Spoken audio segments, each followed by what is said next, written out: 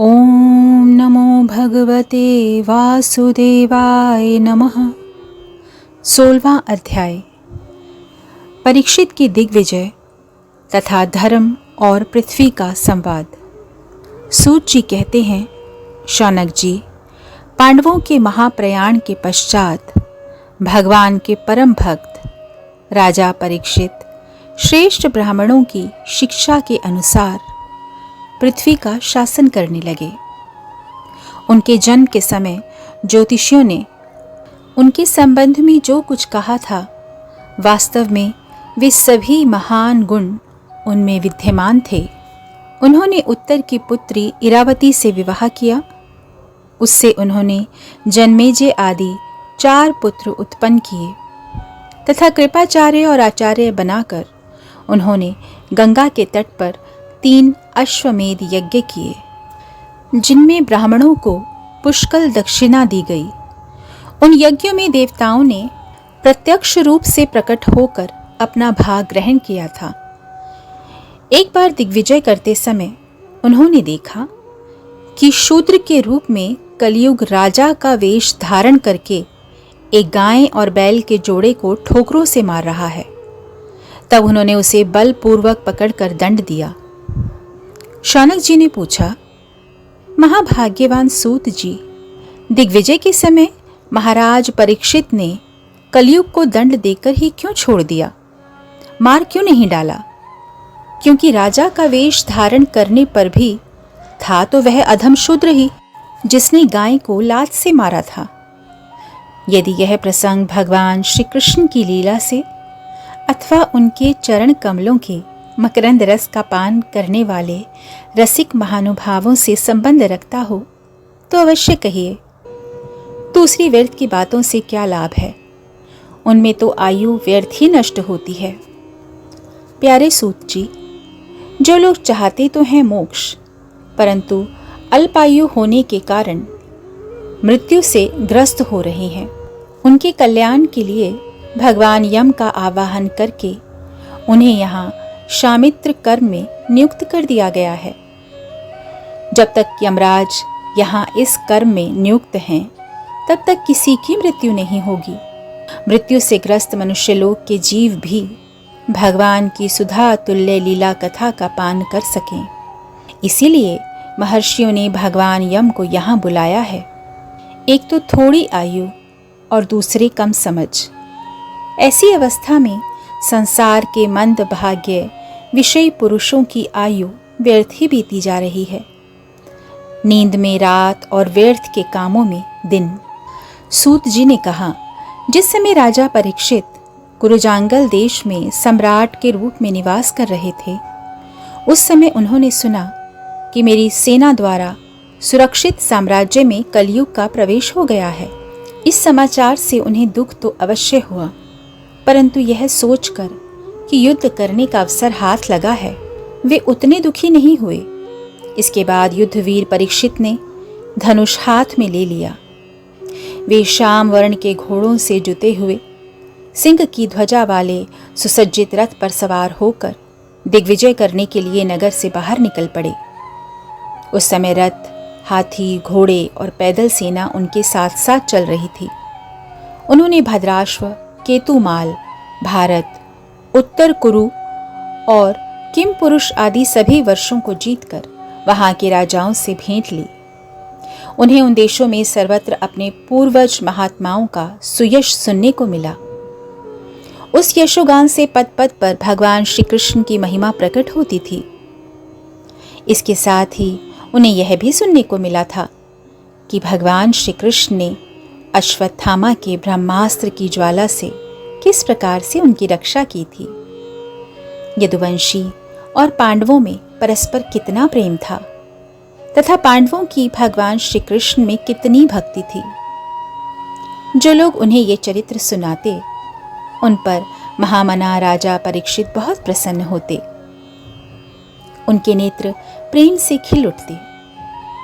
वे बड़ी उदारता से उन्हें बहुमूल्य वस्त्र और मणियों के हार उपहार स्वरूप में देते। वे सुनते कि भगवान श्री कृष्ण ने प्रेम परवश होकर पांडवों के सारथी का काम किया, उनके सभासद बने, यहाँ तक कि उनके मन के अनुसार काम करके उनकी सेवा भी की। उनके सखा तो थे ही, दूत भी बने। विराट को शस्त्र ग्रहण करके वीरासन से बैठ जाते और शिविर का पहरा भी देते थे। उनके पीछे पीछे चलते, स्तुति करते तथा प्रणाम करते थे।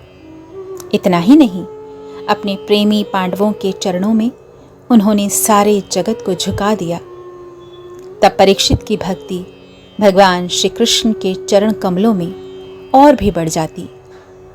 इस प्रकार वे दिन दिन पांडवों के आचरण का अनुसरण करते हुए दिग्विजय कर रहे थे। उन्हीं दिनों उनके शिविर से थोड़ी ही दूर पर एक आश्चर्यजनक घटना घटी। वह मैं आपको सुनाता हूँ।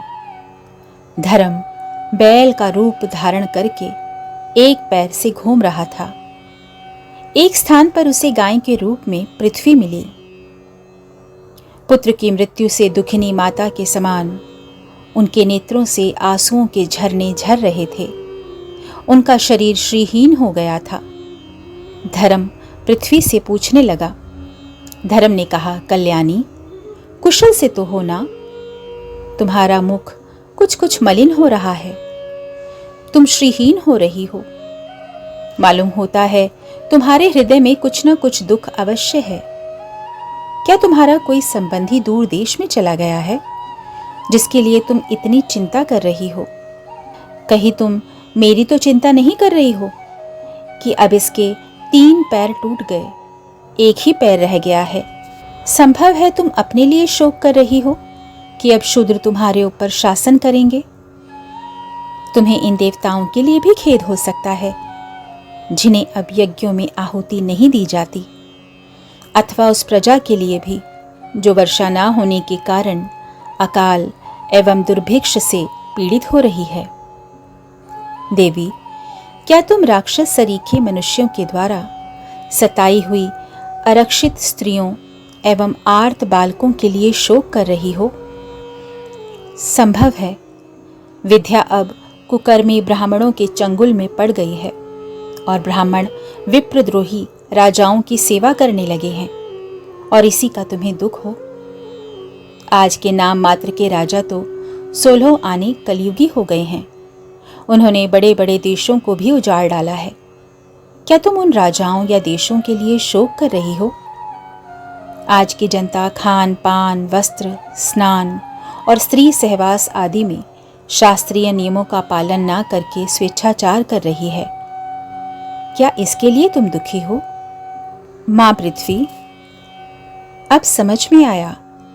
हो ना हो, तुम्हें भगवान कृष्ण की याद आ रही होगी, क्योंकि उन्होंने तुम्हारा भार उतारने के लिए ही अवतार लिया था और ऐसी लीलाएं की थीं जो मोक्ष का भी अवलंबन है। अब उनके लीला संवरण कर लेने पर उनके परित्याग से तुम दुखी हो रही हो ना? देवी, तुम तो धन रत्नों की खान हो।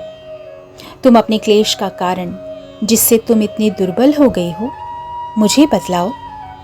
मालूम होता है बड़े बड़े बलवानों को भी हरा देने वाले काल ने देवताओं के द्वारा वंदनीय तुम्हारे सौभाग्य को छीन लिया है।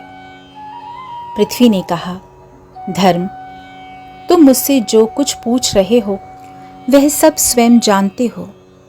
जिन भगवान के सहारे तुम सारे संसार को सुख पहुंचाने वाले अपने चारों चरणों से युक्त थे, जिनमें सत्य, पवित्रता, दया, क्षमा, त्याग, संतोष, सरलता, शम, दम, तप, समता, तितिक्षा, उपरति, शास्त्र विचार, ज्ञान, वैराग्य, ऐश्वर्य, वीरता, तेज, बल, स्मृति, स्वतंत्रता, कौशल, कांति, धैर्य, कोमलता, निर्भीकता, विनय, शील, साहस, उत्साह, बल, सौभाग्य, गंभीरता, स्थिरता, आस्तिकता, कीर्ति, गौरव और निरहंकारता, ये 39 अप्राकृत गुण तथा महत्वाकांक्षी पुरुषों के द्वारा वांछनीय शरणागत, वत्सलता आदि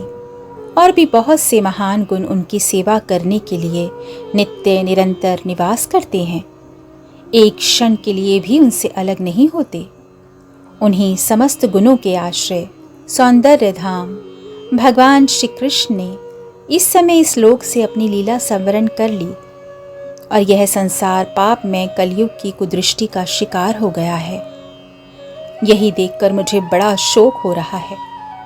अपने लिए, देवताओं में श्रेष्ठ तुम्हारे लिए, देवता, पितर, ऋषि, साधु और समस्त वर्णों तथा आश्रमों के मनुष्यों के लिए मैं शोकग्रस्त हो रही हूँ, जिनका कृपा कटाक्ष प्राप्त करने के लिए ब्रह्मा आदि देवता भगवान के शरणागत होकर बहुत दिनों तक तपस्या करते रहे।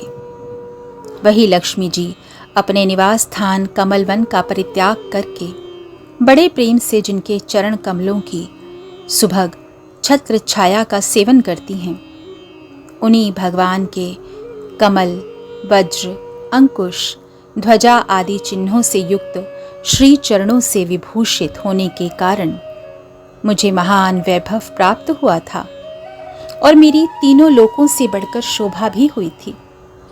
परंतु मेरे सौभाग्य का अंत हो गया है। भगवान ने मुझ अभागिनी को छोड़ दिया। मालूम होता है कि मुझे अपने सौभाग्य पर गर्व हो गया था, इसीलिए उन्होंने मुझे यह दंड दिया है। तुम अपने 3 चरणों के कम हो जाने से मन ही मन कुढ़ रहे थे, अतः अपने पुरुषार्थ से तुम्हें अपने ही अंदर पुनः सब अंगों से पूर्ण एवं स्वस्थ कर देने के लिए वे अत्यंत रमणीय श्याम सुंदर विग्रह से यदुवंश में प्रकट हुए और मेरे बड़े भारी भार को, जो असुरवंशी राजाओं की सैकड़ों अक्षौहिणियों के रूप में था, नष्ट कर डाला। क्योंकि वे परम स्वतंत्र थे, उन्होंने अपनी प्रेम भरी चितवन, मनोहर मुस्कान और मीठी मीठी बातों से सत्यभामा आदि मधुमयी मानिनियों के मान के साथ धीरज को भी छीन लिया था और जिनके चरण कमलों के स्पर्श से मैं निरंतर आनंद से पुलकित रहती थी। उन पुरुषोत्तम भगवान श्री कृष्ण का विरह भला कौन सह सकती है। धर्म और पृथ्वी इस प्रकार आपस में बातचीत कर ही रहे थे कि उसी समय राजर्षि परीक्षित पूर्व वाहिनी सरस्वती के तट पर आ पहुंचे। 16वां अध्याय समाप्त हुआ। हरे राम राम राम हरे हरे, हरे कृष्ण कृष्ण कृष्ण हरे हरे।